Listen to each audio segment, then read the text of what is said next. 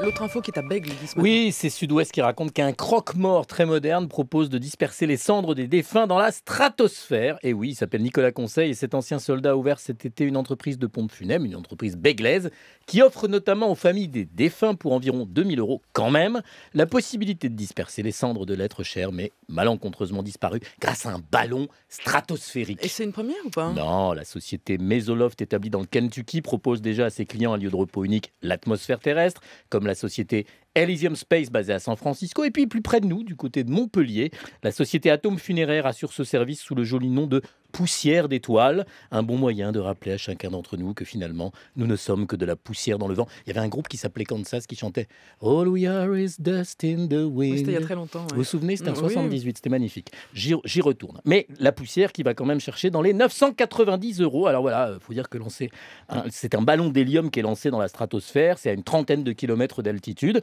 Les cendres sont dispersées, elles restent en orbite où elles retombent et se déposent selon le bon vouloir des vents stratosphériques.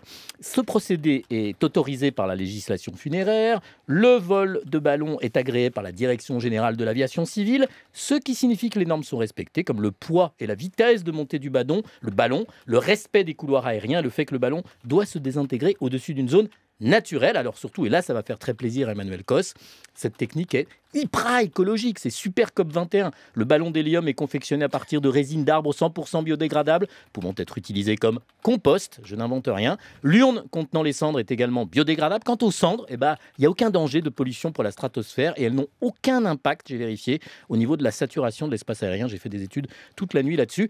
Et puis du strict point de vue sentimental, penser à nos défunts, nous recueillir en levant la tête pour scruter le ciel.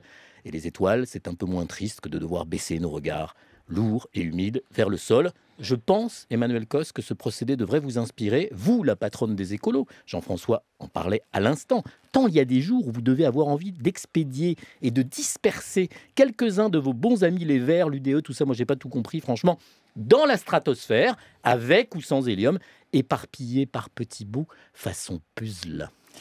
Non, vous savez, moi, j'aime mieux. J'ai surtout envie d'éparpiller les gens qui ne veulent pas avancer et qui ne veulent pas permettre aux autres d'avoir des conditions de vie meilleures. C'est surtout ça qui peut mettre en colère, comme par exemple le lobby du diesel qui continue à nous expliquer que ça ne pollue pas.